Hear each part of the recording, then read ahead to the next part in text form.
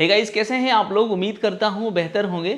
अभी एक नोटिफिकेशन आया है यूआईडीआई की तरफ से 192-2 वर्जन अब लॉन्च किया जा रहा है। जल्द ही आपकी मशीनें 192-2 वर्जन में अपडेट हो जाएंगी। क्या कुछ बदलाव होगा इसमें, आइए स्टेप बाय स्टेप जानते हैं। यहाँ पे देखें आप UIDAI notification regarding release of ECMP 192-2 in alpha, यानी कि अब आपकी मशीनें अपडेट हो जाएंगी जल्दी। इसमें क्या क्या चीजें बदलाव हुई हैं डियर सर मैडम?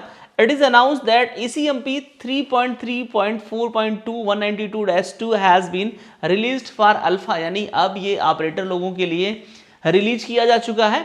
और इसमें क्या चीजें होंगी? Highlight improvement part of ECMP 192-2, यानी इसमें क्या क्या चीजें अपडेट हो जाएंगी, क्या कुछ आप कर पाएंगे, क्या नहीं कर पाएंगे, क्या सिक्योरिटी फीचर आ रहा है, क्या चीजें बदलाव होंगी, वो सब कुछ इसमें हम देखते हैं। तो यहाँ पे अगर देखें सबसे पहले पॉइंट पे, तो इन्होंने बताया है ईसीएमपी के लिए implementation of HOF based NRI minor and adult enrolment. यहां पे देखें जो एनआरआई होते थे, जिनका आप एनरोलमेंट करते थे अभी तक, मतलब जो भारत में नहीं रहते हैं, विदेशी नागरिक हैं, नॉन इंडियन रेजिडेंट, वो लोग अगर अब आधार बनवाने आपके पास आते हैं और उनके कोई ऐसे जैसे कोई बच्चा है और कोई विदेशी आदमी भारत में पहले से ही रह रहा है, उसके पेरेंट रह रहे हैं, तो इन लोगों का आधार बनाना संभव नहीं था एचओएफ बेस्ड, यानी कि माता पिता अगर फिंगर लगाते तो उनका आधार बन पाना संभव नहीं था। एनआरआई होने के नाते उनको अपने देश से पासपोर्ट बनवा कर लाना होता और उस पासपोर्ट के माध्यम से ही आधार बन पाना संभव था। लेकिन अब जैसे माता पिता यहाँ इंडिया में रह रहे हैं कई सालों से, उनका आधार कार्ड एनआरआई में बना हुआ है और उनका बच्चा भी इस देश में है, चूंकि माता पिता यहाँ रह रहे हैं तो बच्चा भी यहीं होगा। वो हालांकि बिजनेस कर रहे हो सकते हैं, जॉब कर रहे हो सकते हैं किसी कंपनी में, कहीं पे भी, तो उनका बच्चा अगर यहाँ है तो यहीं पढ़ाई लिखाई करेगा, और अगर यहीं पढ़ाई लिखाई करेगा तो स्कूलों में आधार लगता है, और इस सब कंडीशन में उस बच्चे का भी आधार कार्ड बनना होगा। या किसी भी कारण बस अगर आधार की ज़रूरत है एनआरआई फैमिली में किसी और फैमिली की, तो अब एचओएफ बेस्ड आधार उनका भी बनाया जा सकता है आधार ऑपरेटर के द्वारा। उनको अब पासपोर्ट नहीं मांगना होगा।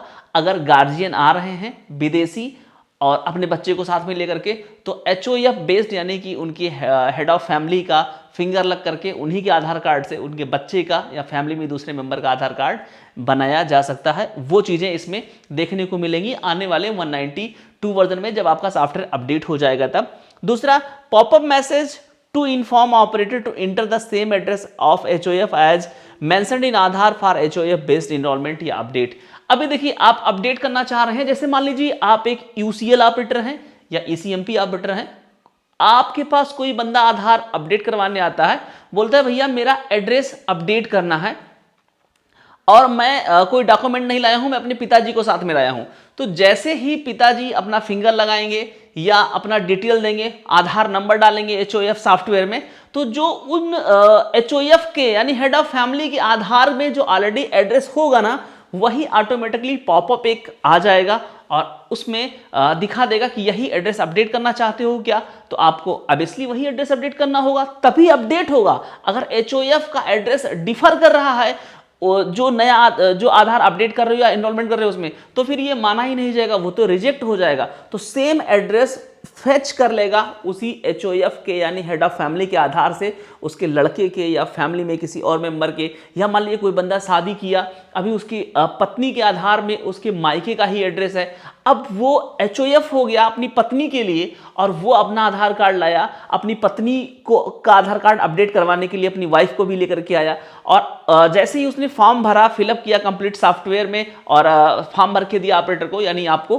तो उस कंडीशन में क्या होगा ना, आप एचओएफ में हस्बैंड का आधार डालेंगे, जब आधार नंबर हस्बैंड का डालेंगे, उस कंडीशन में जो वाइफ के आधार में अपडेट होना है वही हस्बैंड का आधार का एड्रेस ऑटोमेटिकली फेच करके पॉपअप एक आ जाएगा और वो पत्नी के आधार में अपडेट हो जाएगा। वहां से आपको ज्यादा झंझट भी नहीं होगा और एज इट इज जो एड्रेस आपको चाहिए था, मतलब उस कस्टमर को चाहिए था अपने पत्नी के आधार में, वही अपडेट हो जाएगा, पति वाला ही एड्रेस ऑटोमेटिकली ये चीजें हो जाएंगी, मतलब डाटा फेच हो जाएगा। तो थोड़ा आसान होगा काम करने के लिए और रिजेक्शन के चांसेस भी कम हो जाएंगे। अगर बाकी चीजें देखें, integration of authentication 2.5 with ECMP for operator sync disclosure Aadhaar trace and to verify resident operator FIR FMR liveness check. ये एक जबरदस्त चीज ये बना रहे हैं। अभी तक क्या हो रहा था ना, फ्रॉडेंट के केसेस ज्यादा हो रहे थे, फिंगरप्रिंट का क्लोन बना करके या इन सब चीजों का जो हरकत चल रहा था ना, अभी लाइवनेस का चेक करने का जो स्टेटस बताएगा। अगर चूंकि जो फिंगरप्रिंट लोग बना करके बाईपास करके काम कर रहे होते हैं, उन लोगों का तो अब खैर नहीं है, वो अब चला नहीं पाएंगे, क्योंकि भाई अब क्या करेगा ना, जो फिंगरप्रिंट होगा वो ब्लड को भी डिटेक्ट करेगा। अगर ब्लड रहेगा, लाइव रहेगा फिंगर, तभी वो डाटा क्वालिटी चेक होगा और तभी सक्सेस एनरोलमेंट होगा। तो वो भी अब जाने वाला है 192 में। जो लोग बाईपास वगैरह करके चला रहे थे वो भी अब खत्म होने वाला है, ऐसा कुछ यहाँ पे बताया जा रहा है। तो या मान लो कुछ ऐसे भी कंडीशन होते थे जो बाईपास करके लोग यूसीएल आईडी बना देते थे सॉफ्ट वेबसाइट के माध्यम से, प्रिंट पोर्टल के माध्यम से, कि उसमें डिटेल को फेच करके पांचों फिंगर का ले करके, कुछ ऐसे बहुत सारे फ्रॉड केस आपने सुना होगा। और कुछ लोग ऐसा अभी भी कर रहे हैं। तो वो सारी चीज़ें लगभग बंद हो जाएंगी जब ये लाइवनेस का चेक करके अपडेट करेगा आधार। तो ये भी काफ़ी अच्छी चीज़ें हैं। The attach button in document upload section has been removed, disable. The only way to upload document is by scanning. अभी देखिए होता क्या था कि जो ये सिंपल ये जो 192 अपडेट किया जा रहा है, ये समझ लीजिए आप, ये सिर्फ उन लोगों को बाउंड करने के लिए, बाध्य करने के लिए जो बाहर क्लोनिंग करके काम कर रहे थे। अभी क्या होता था ना, डॉक्यूमेंट को फेच करके अटैच करने का प्रोसेस था, तो उसके माध्यम से भी डॉक्यूमेंट को फेच करवा देते थे और डॉक्यूमेंट अटैच कर देते थे। अभी सॉफ्टवेयर में ये बटन ही डिसेबल हो गया, अब अटैच का बटन ही नहीं मिलेगा, सिंपल एक ही ऑप्शन मिलेगा कि आप स्कैनर पे रखो, डॉक्यूमेंट उसी टाइम लाइव स्कैन करेगा, अटैचमेंट का कोई झंझट नहीं है। इसमें क्या होता था कि कुछ लोग क्या करते थे, फ्रॉड डॉक्यूमेंट बना लेते थे स्कैन करके, किसी डॉक्यूमेंट को, 2-3 डॉक्यूमेंट को थोड़ा उलट फेर करके, फोटोशॉप वगैरह करके और अटैच करवा देते थे। अभी यूआईडीएआई ने सिर्फ एक ही ऑप्शन रखा कि यह सीधा आपको स्कैन ही करना है, तो उस कंडीशन में आपको लाइव डॉक्यूमेंट रखना होगा स्कैन करने के लिए। तो अब इसका भी लोग तोड़ बनाएंगे, क्या करेंगे क्या नहीं करेंगे। तो चूंकि ये सीधा सा फंडा है यूआईडीएआई का कि भाई वो अपने हैंड से, अपने एंड से मैक्सिमम चीज़ों को रोकने की कोशिश कर रहे हैं कि फ्रॉडेंट ना हो, चाहे वो फिंगरप्रिंट को लेकर के हो या जो क्लोनिंग कर रहे हैं उसको लेकर के हो, उन चीज़ों पे बाउंड किया जा रहा है धीरे धीरे करके।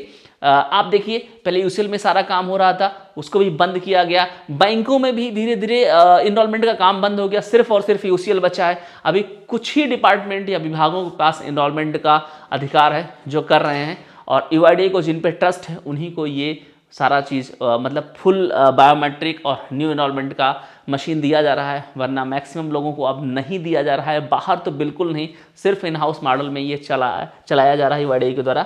बाकी की चीज़ें हैं, change in acknowledgement slip for the enrolment update. अभी एक्नॉलेजमेंट जो स्लिप मिलता है, आप जब स्लिप जो निकलता है लास्ट में, वो स्लिप में भी कुछ चेंजेस देखने को मिलेगा एनरोलमेंट या अपडेट के लिए, उसमें भी कुछ परिवर्तन देखने को मिलेगा जो इस सॉफ्टवेयर से निकलेगा। 6वां पॉइंट है, allow only dual iris uses in ECMP and disable single iris for device uses.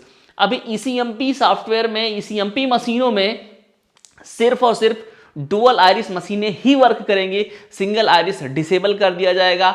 ईसीएमपी वाले भी सुन ले ध्यान से, अभी अगर आप सिंगल आइरिस से अपडेट करने का काम कर रहे थे तो वो अब बंद हो जाएगा, सिर्फ डुअल आइरिस ही चलेगा। हालांकि मैक्सिमम जो एनरोलमेंट या फुल बायोमेट्रिक मशीनें थी उन सभी लोगों के पास डुअल आइरिस मशीनें ही हुआ करती थी और फ्यूचर में वही रहेंगी भी।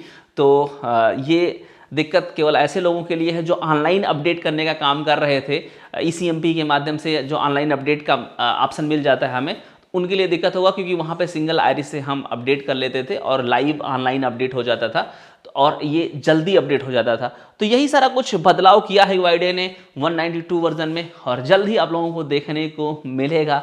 तो उम्मीद करता हूँ कि आज की ये छोटी सी जानकारी आपको अच्छी लगी होगी, ये अपडेट अच्छा लगा होगा। चैनल पर नए हैं तो चैनल को सब्सक्राइब करना और वीडियो को लाइक करना मत भूलेगा, क्योंकि ऐसे तमाम सारे इन्फॉर्मेटिव अपडेट हम आपके लिए लाते रहेंगे। तो मिलेंगे किसी और वीडियो में, तब तक के लिए जय हिंद।